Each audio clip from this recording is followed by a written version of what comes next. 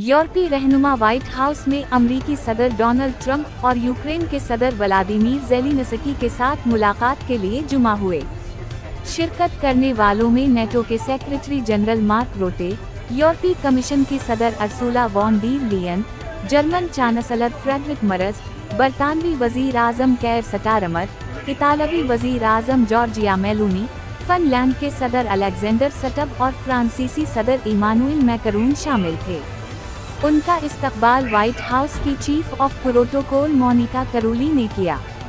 तवक्को है कि इस दौरे से यूक्रेन के साथ यूरोप के इत्तेहाद पर जोर दिया जाएगा और मुस्तकबिल में तनाज़ात के बाद के किसी भी फ्रेमवर्क के हिस्से के तौर पर मजबूत हिफाजती वादों पर जोर दिया जाएगा।